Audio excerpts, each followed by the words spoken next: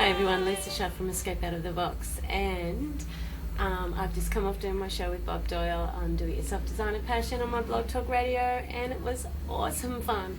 Man, it's so good to do the things that you have dreamt of doing, and connecting with Bob Doyle in a personal way that way, and being able to share about law of attraction and positive energy and passion and all those kind of things was just really, really good fun.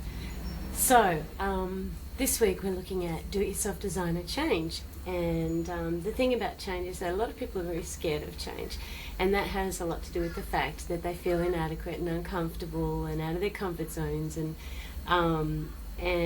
because of this view that people have to change, they really resist a lot of good things in their lives. And so hopefully we'll cover some of those things this week, and maybe I can give you a few tips on how to embrace change from a different perspective. But today I want to think about one thing, the question of the day, my point to ponder, and if you could leave comments on Facebook, that would be great, is if you could change just one thing about your life, the way that you see it right now, what would it be?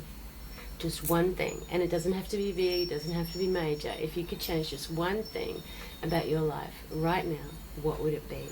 And if you can make comments on Facebook, we can actually look at what that is, and maybe we can address it tomorrow, which would be really cool fun. And don't forget that for those people that would like to participate, there's a 30-minute call on finding and discovering your passion, or negotiating change, or any of the topics that we've covered, for those people that want to participate well in showing a response. So anyway, that's it for today. Do it yourself, design a change. Which one thing would you change right now if you could? Listen to Bob's show from today. It was just so much fun. And thank you for those that tuned in. And next week we have Susie Cheel, and Susie Cheel and I will be talking about embracing change. So until tomorrow, I'll talk to you. This is Do It Yourself Design and Change Part 2. Just a word before I get started into that.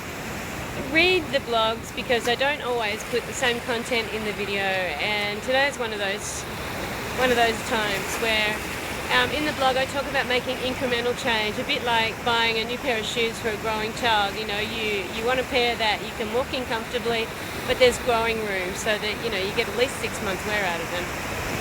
But there's times when you wake up and you just know that you're going in the wrong direction. You're either in a wrong relationship, or you've got involved in a project that you shouldn't, or if you had heeded the boundaries that you set for yourself in the first place, you wouldn't have gone there. You had reservations, and today you've just woke up to the undeniable fact that you need to set it straight.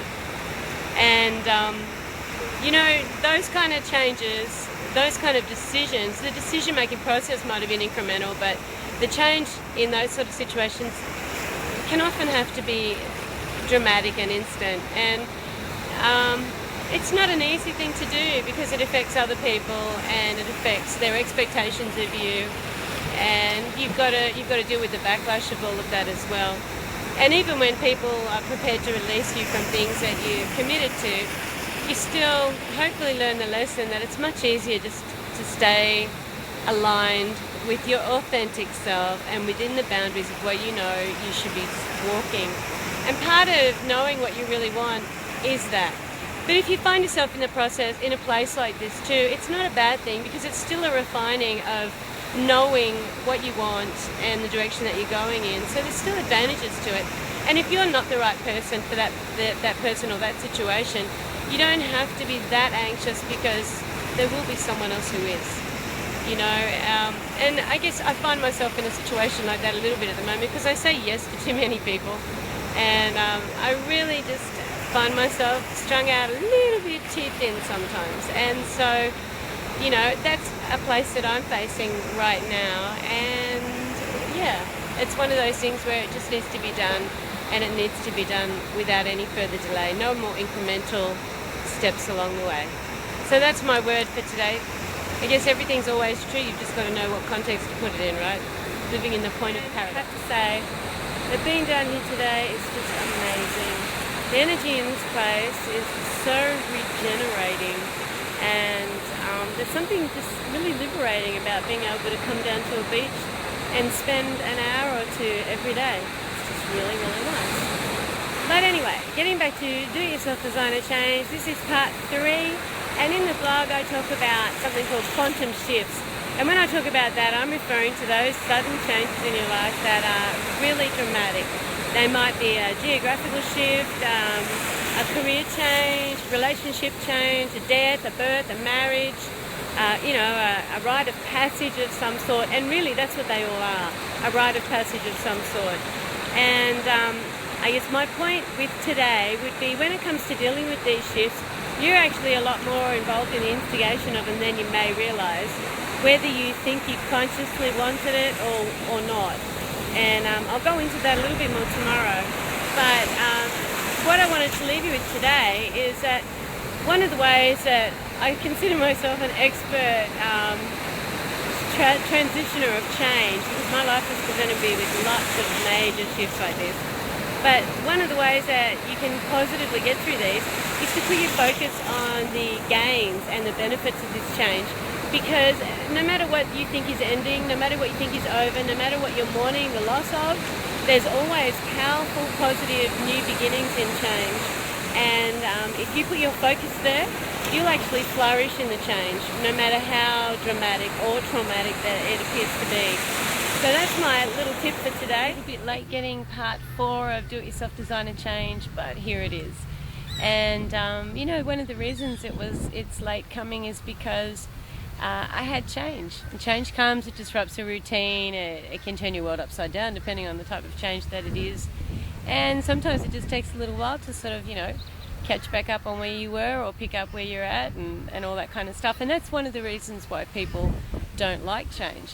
But it's also one of the reasons why people love change. I'm sure you've heard the saying, a change is as good as a holiday.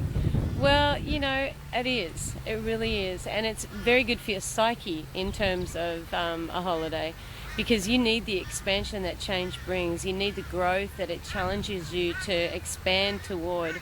And, sometimes when we think that life is cruisy and comfortable and we get a little bit soft and complacent, and our higher selves will subject us to some change. Because, that part of who we are knows that we want to grow, we want to expand, we want to enjoy new experiences, and it can feel the need to do that.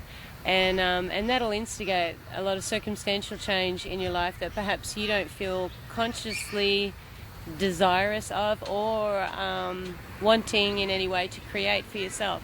But there's the conscious part of you, and there's the other than conscious part of you, and that other than conscious part of you loves change, loves the holiday that it brings, loves the stimulation that it brings.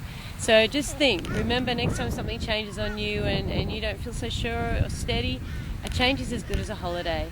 Enjoy it that way. See the benefits of the shift. All right, I'll be back with you with a radio show with Susie Chill tomorrow, Blog Talk Radio on Do-It-Yourself Designer Change. And then I'll be up with next week's content. Okay, have a great week.